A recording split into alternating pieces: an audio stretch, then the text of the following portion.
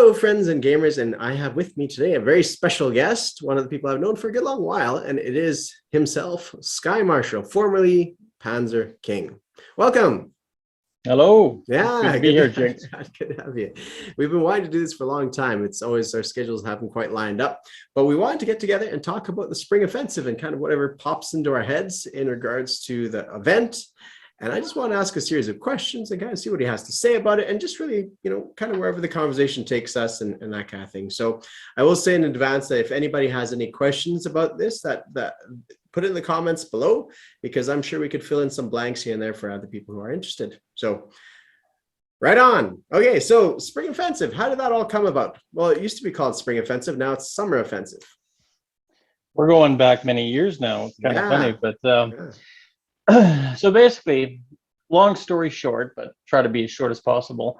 It all started when I got into this damn game, Global War 36, and that is to our good friend General Hand Grenade. Right on. Didn't even know about his YouTube videos. Didn't even Global War 36 was a thing. Was big into Axis and Allies. I hadn't touched Axis and Allies or any board game pieces probably for a decade or so. And then as soon as I saw that notification on one of our local game stores looking to play Axis and Allies or Global War, I met General Hand Grenade, and the rest is history, more or less. And that's kind of where I met General Hand Grenade. We got into the simple aspects of like, oh yeah, your game, this is it. Oh hey, Global 40, or and then I didn't even realize about that game at the time. We got into that. We realized, there's pieces, you can get a giant map. This is so cool. And it started to inspire me even at that early time, which was probably about 3 years ago or so. Let's do a major table, which is now what I have up in my garage, right? And all that kind of just steamrolled. And then of course, Global 40, he showed me one day, and I was, not Global 40, Global War 1936. And I'd be like, what Netherlands and Belgium, like those nations are all independent. So I was kind of really excited about that, and I saw all that, and I was like, I'm on board with this. And eventually when I started getting into it, and I think it was version 2 that time, slowly getting into version 3, at that point I realized, this is actually a fun game, and yet there's no tournaments out there. It's true. So you mentioned sorry, go on. There you go. Yeah, no, it's okay. Go ahead. So you mentioned that you hadn't been played board games, Global War 19, Axis and Allies G40 for a long time, like you said, a decade at least. But you still frequented board gaming stores and such, hey? A little bit. At that point, I was just getting out of collecting, not playing, but collecting Star Wars Armada, like the X-Wing game and Armada games. Still a huge fan of Star Wars and Star Trek and whatnot. And I was there looking at stuff, and it was just caught my eye out of the glance of my eye. And I basically had buried any Axis and Allies or historical board gaming games like that, and to the parts of history of my life, never think that I'd ever come back to it. Right? Okay. So you used to be a childhood fan a little bit. I remember you, because we talk a little bit on WhatsApp and such. You said how you used to play a little bit by yourself back in the day. With your, did you have a global? By myself. Yeah. Axis and Allies, Global 40 or just 42, or what were you first introduced to? The original. So the original that came out in 1984, I actually had that set. Still have remnants of it too. But basically, I remember not playing the game, really. More so, I would get my dad's label maker out and start putting Enterprise, Lexington, watch the Battle of Midway with Charlton Heston, and start moving those pieces around. And I would beg my parents to play with me, but they didn't want to play it. They thought the game was stupid. And so I was robbed of my childhood of playing Axis. That's sad. Your dad wasn't a board game enthusiast, or what? Well, he was a plumber like me now too, and he had limited time, and obviously he had to make the income. And my mom was not into World War II stuff, and and unfortunately, it never came to fruition. And sadly, I didn't have any siblings. I have older half brothers, but no siblings to play with really either. So. Right. So I have 8 siblings, and my dad, we'd play a lot of board games, and my dad scoffs every time. Even today, we played a board game of, I think it's called PI, Private Investigator. He just comes in the room, just scoffs. Like, it's board games for a different generation, right? It's going to be a different story for us when we reach old folks' homes. I think we're going to have a little bit more of an interesting time, I think.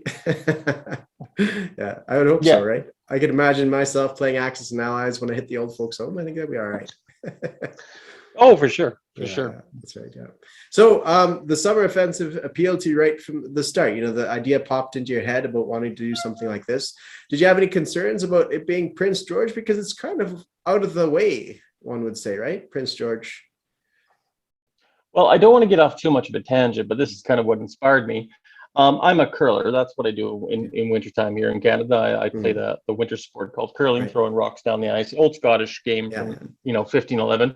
Yeah. And we had a local tournament in town called the Kelly Cup, and it's the world to this day still the world's largest curling trophy.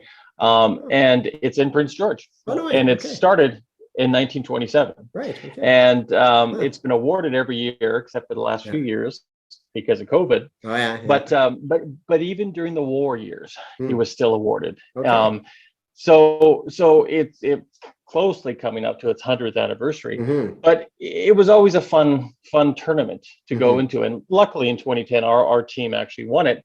But because of winning that and having that, why can't we have this in Prince George and have the world's largest Global War 36 trophy and also have just have a tournament, right? Like, I mean, there's some places in the world where they have obscure things or world Guinness records and stuff like that that are specifically to this area, right? So realistically, it didn't really matter to me about the location.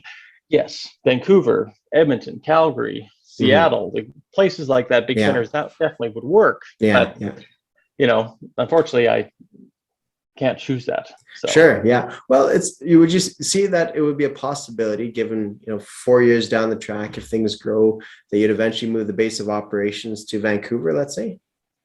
There seems to be a decent play base in Washington State as well. It definitely is a possibility. The whole mystique about the whole thing was because I had such a passion with everything, and many people have seen my war room and how precise or how detailed I get into things. It's just it's tough to carry that 800 kilometers south that's right. No, that's true. Or east or whatever. Absolutely. Right. So why not have people come to you, right? Make that pilgrimage. So ultimately that's one of the things too, right? I mean, there's been lots of speculations about dividing the tournament, having different sects around the continent, in the United States and Canada. Right. But ultimately, who's going to hold the cup up, right? And that's the thing. Having the trophy, having that big Montreal Cup, and drinking out of the cup, I kind of want to make that a ritual, a ceremony of brotherhoods of people throughout the continent, or even throughout the world, coming to enjoy this wonderful board game and celebrating the history of it, right? Yeah, for sure. Yeah.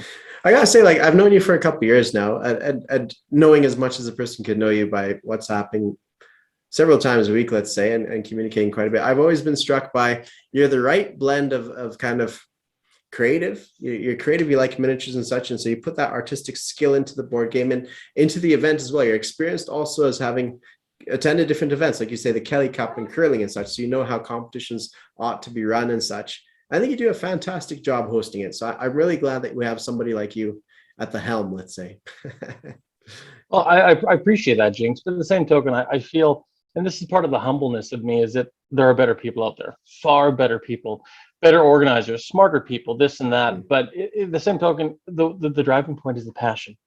I want to see this happen, right? And whether I can support it with money, whether I can support it with ideas, whether I can support it with artistic talent, there's many ways of going down it. But the thing is, it's not just one person that makes it. It's a group effort, right? Yeah,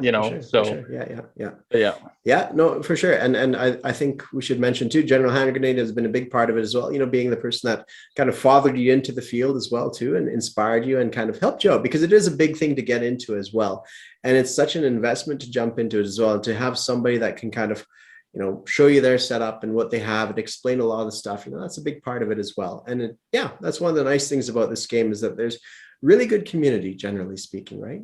Yeah. Very good community. Yeah, totally. I think the community is second to none in many ways. Like, for example, Hambone. Hambone, we're having paint shortages up here. I'm looking for this paint or that paint.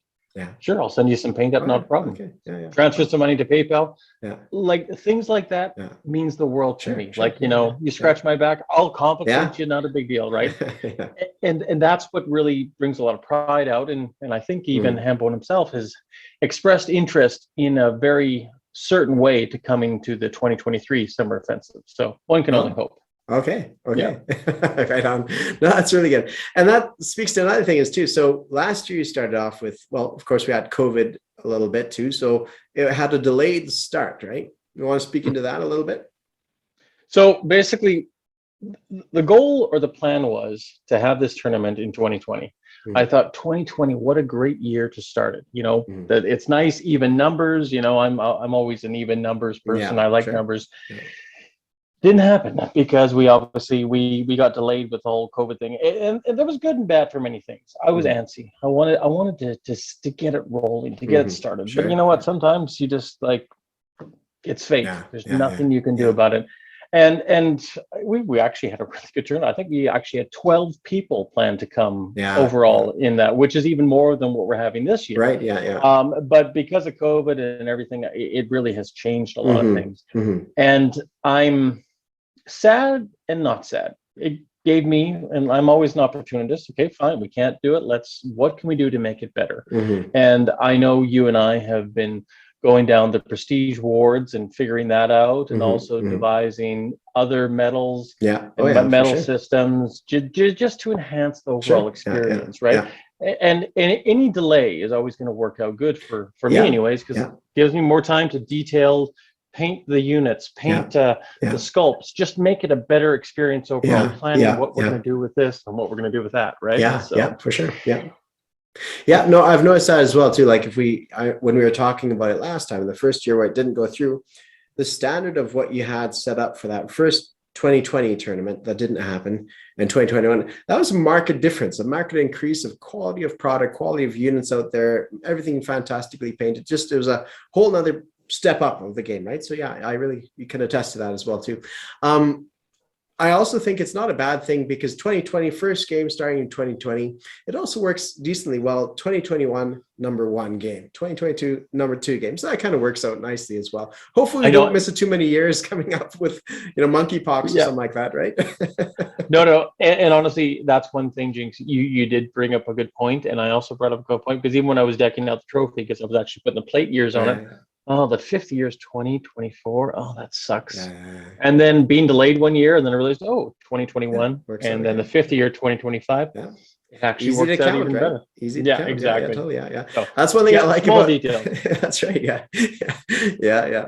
And speaking of tournament trophies and awards and such, you've collected quite a treasure loot of stuff to take away, right? Like there's the equivalent of the Kelly Cup, your magnificent, what are you even calling that?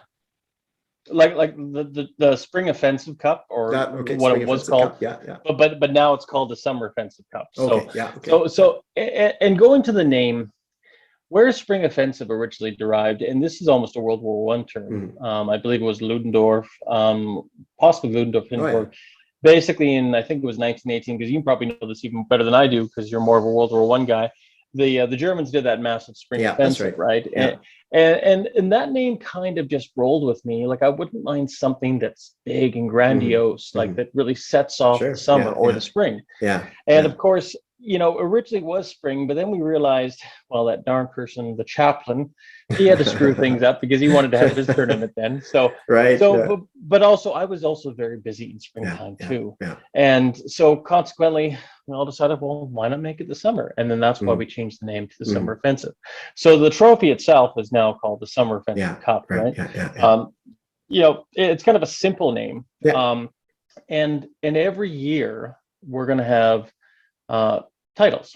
And so last year, because of COVID, I coined it, or that year, the Duel of the Fates, just because fate was just playing with us, right? I like it. Kind of from Star Wars, which I like.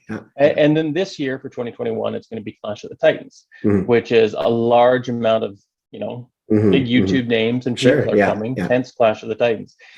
Sneak peek for 2023, where I'm playing with the toy, but nothing's set in stone set in stone right now, but I'm thinking of calling it Turn of the Tide and doing a midway theme. Now, what I mean by that is that Clash of the Titans, well, we have 2 tables this year. We have the Hood and we have the Bismarck. Just, call sign names to signify the table that the players are going to be playing on my table, which is called Bismarck, and General Hand Grenades table will be the Hood table. And so if we do next year have 3 tables, I'm probably going to have a little bit of a midway theme, have the Enterprise, Yorktown, and Hornets representing the 3 American carriers for those tables. Just, I think it's a little bit of fun and adds a bit more historical relevance to the whole tournament as well, right? And there's lots of names, lots of battles, lots of ships, lots of planes that you can do that for years to come. That's right. You have a rich history that we can work with, and also it makes it more. It's nicer to be, instead of saying, well, this is Sky Marshal's table and this is General Hand Grenade's table. It's nice to just say Bismarck and this. People get it, and it's much simpler that way, right? So I agree, and it's a nod to historical stuff that went on, right? You could say I attended the Bismarck table in this year, and then people be like, okay, that works, right? It's more memorable, I would say. So I think that's excellent. So it's still an invitational to some extent, correct? Yes. As much as I wanted to always leave it open, and basically I think it'll always have to stay an invitational, because a tournament like this, much like, and I'm going to use an example like Sireblood, who did BBR4 tournaments and stuff like that. He does his tournaments in the basement in his house in the Eastern United States, but he's always going to be limited because he only has so much space, right? So consequently, it's not so much an invitational, but he will allow, if you're returning, to get your spot again and stuff like that. In this case, because of the level of detail and the precision and what we can do, it might be a very limited tournament. I mean, limited could mean 10 tables, it could mean 30 tables. But right now we don't have that problem of really making an invitational. We haven't banned anybody permanently yet. We haven't had bad players or bad attitudes or unbecoming behavior of a gentleman or whatever. So we're not there yet to make it full on, but obviously if there's going to be problems or issues, because I know there's a lot of Global War 40 BBR tournaments where they've had a few players where they've gone down that road and they've had a few issues. And the thing is, if you're going to travel all this way, just have fun and have some conduct. It's not perfect. The dice are fickle, as you always say. You're never going to go there in the mindset to have a good time and have some fun. Winning comes second, but it's a close second because you want to win the cup. That's why I've made all these accolades and awards and trophies, because I want you to pursue greatness. I want you to do as best you can, because at the end of the day, it gives a nod to history. It gives a nod to what really happened, because in a way this is celebrating. I mean, yes, we have November 11th, Remembrance Day or Armistice Day, depending on which country you're in. And it's an important day for everybody. It's a day of reflection, but also in my ways, it's a day of celebrating what sacrifices were made, and also to know that we have not forgotten. We will, with high respect, we will, we play this tournament or multiple tournaments with a great admiration, to knowing that hopefully this will be the last and greatest war of mankind. And we take the best out of it. For sure. I agree quite a bit. I think, too oftentimes people throw everything that has happened in the past into the ash heap of history. It's like, the 30 Years' War, this war, that war, and they kind of disregard it to a large extent. But they also disregard the immense sacrifice that went on at that time. In World War II in particular, that was fight against fascism. That was fight against some great dark evil. And so we could probably not play a board game, but would we risk society kind of, I'm just probably exaggerating things a little bit, but for me, when I play a board game like this, it's like, man, those D-Day attacks were horrifically horrible, right? And in the same way, like a World War II movie really brings it home. It also brings it home in some sense on a grander strategic level, where if you're playing a commander in this and be like, man, this is a weird thing. And it might seem childish to people like my parents or your dad, maybe, right? When you look at something like, okay, you spent, thousands of dollars on board game stuff, and, for what, right? Playing little plastic figurines. But I really like history, and this is one of the ways that really brings it home to me, some of the reality of history, I guess, in some ways. So, yeah. Well, like right behind you, Joey, you have Napoleon in Europe, right? You and I both share that board game. I've never played the board game, and but I love Napoleon. I love even that history of warfare. When you go to the battle and chivalry meant something, you know, when honor meant something, doing the right thing. Sure. Yeah. We don't have that today. We don't. We have generations of people now that just want anything. It's all assumption. That's right. And I'm not trying to get into politics or whatever on that. No. It's remembering the past and remember the classiness. I mean, people dressed up to go on airplanes, for God's sakes. Yeah, you know what I mean? That's right. Yeah. You know, like it was just a classier time. And I've always joked and sadly joked, but also very seriously, I was born 50, 70 years too late. You know, I think I would have loved the 40s and 50s, despite, you know, polio and all the other bad things that came about, right? Yeah. But I read one little bit about World War I history. There's some gentleman who was a prisoner of war in a German prisoner of war camp, right? And his mother was dying back home in England. So he wrote to the Kaiser, you know, can I have leave to go see my mom? She's dying. And the Kaiser granted it on condition he'd come back. And he did. You know, this prisoner went, you know, spent time and came back. It's like, is that something weird that we would never see whatsoever today? Like, I don't know, man. It's a weird time and should be recognized, I guess. You know, it's a weird time, but a good time in some sense. I'm not saying that war is good. War is horrific and awful. But man, some of that chivalry that went on was quite noble, right? So anyways, I wanted to talk a little bit about this invitation. Just one little side note too. It strikes me that it's not so much an invitational from you personally. It's almost like you extend that invite to people that you know, and those people can bring in other people, but they vouch for that person's chivalrous nature, let's say, or whatever you want to call it, right? In the sense that they're going to come into the game and come and treat it in the same way that you, in the spirit that you would like it to be seen, right? So it's invitational, but a loose invitational in the sense of by reputation and by vouchsafing different individuals from attending, something like that. Yeah, basically, it's extending an olive branch. Are you a good moral person? Like, this is a bad example, but it's a good example nonetheless. The Freemasons, right? You know, like Freemasons, you know, are you a good person of standing? You know, you can be invited into this group and stuff like that.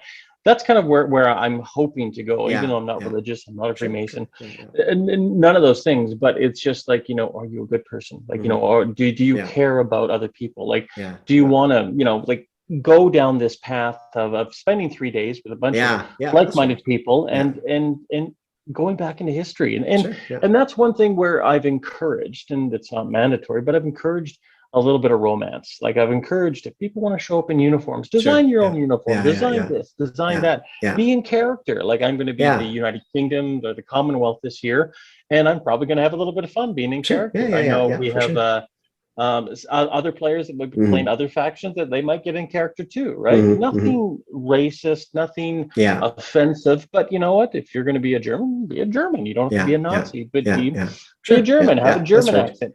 And things like that. It's just it adds a bit to the nostalgia of a time that I think a lot of us love. That's right. Yeah. No, I agree. No, that's really interesting. So you have quite a setup now. Would you see yourself extending it by a third table? Would that kind of be the goal? Are you going to limit yourself to some extent, like 3 tables next year, 4 tables a subsequent year, or is it just basically doors wide open? We'll accommodate for how many people show up, something like that. That's a scary thought. I really don't know. I really don't know. And the thing is, you know, if it grows by leaps and bounds, well, it's sometimes a good thing. It's sometimes it's amazing. You plan and grow as when you can. I mean, currently right now, I'm a business owner of a plumbing and heating company, and I'm hungry. I want to expand. I want to grow, but I don't want to grow and lose the quality, the workmanship, the reputation that our company has. Reputation means more to me than money. Doing the job right means more to me, and I really reflect that into this basic tournament too. Is the fact that I want it to be classy. I don't want it to be degraded. I don't want it to be, you know, like a franchised off, and you know, it's just another thing. I want it to I want to have control over it, but at the same token, I want it to evolve and grow into something better. Because every year things can change, things can be upgraded. As it is this year, we're playing version 3. Next year, version 3 is going bye-bye, and we're playing version 4. Yeah, that's right. You know, which is a different conversation. Yeah. But that just shows you the evolution of this tournament, and just like anything, like a living organism, if you don't evolve, you don't create, you're not going to survive, right? So you do change with the times, but you can still have that tradition added into it. So basically, that's kind of where I'm at, is that I really do encourage growth. I would love to see 3, 4, 5 tables in the coming years, but only with where we can manage that growth. And if we can't, then we got to put a cap on it until we can expand a little bit more. Yeah, that's right. Yeah, that's right. Yeah, I fully get it. I support that idea as well too. Can we talk a little bit about what it would mean for the actual physical board game? Like, what's your stance on expansions? What's your stance on house rules? This kind of stuff. Do you have anything to say on that? So my viewpoint is just one viewpoint. I always like to think it's like a true democracy. I always want to get everybody's viewpoints on certain things. Down the road, I don't know what he's going to expect. Now, version 4 is very limited right now. We were hoping to play an expansion or 2 possibly this year for version 3, but we, as a group, boycotted all of that. Even one of my favorite expansions, which is you're the creator of, was the Canadian expansion. We got rid of it just to try to even things as best as possible, and not dilute the game mechanics. You know, to try to make it as fair and as even as possible for everybody. Right. Doesn't mean that people or things built in Canada are not going to have Canadian colors, but we'll play that one by ear. But yeah, overall, I don't see expansions in a big way coming into the summer offensive, because it's a tournament. We want to have it as fair and as even for everybody. You throw something like Turkey War in there in version 3, or even some adaptation for version 4, because I don't know if it's really compatible to the expansions version 4. Then, you know, all of a sudden you got really lucky and now you got Turkey, and like, well, now it kind of might ruin the game for somebody, right? That's right. So for sure. So that's where I'm really leaning not doing expansion and just going to the core root of the game, as it is. The game's long enough. You know, we got 2, 3 days of gaming probably. That's least, right. And one other thing too is it's universe. Everybody would have a level of experience with the base game, right? As opposed to certain expansions. Like some people might have experience with these expansions and a lot of experience, and other people might have none. So it's universally acceptable or approachable at the very least, right? You know, having no experience. Exactly. Yeah. What about house rules? How do you feel about house rules? Something similar to that, or? House rules. Spirit of the rules. How do you look at rules in a big nutshell? Well, rules is written, all that good stuff. Like this year, because it's a tournament, it's not a bunch of boys playing a game for a weekend and whatever. You go by the rules, and if there's a loophole and you can exploit it, my personal opinion is exploit it. As long as it's legally in the rules, do whatever you have to win. Right. But obviously, there's a fine line where, part of the language, I mean, you can exploit a rule or exploit a fault in version 3, because there are some faults in version 3. We all know that. And I think there's, far less in version 4, if hopefully most of them have been corrected, but we'll know that when we go down the road. But if you exploit a rule, I mean, there's a way of doing it where, well, I'm just doing it the way it is and be a gentleman, or there's a way of doing it and being an asshole. Yeah. So I agree.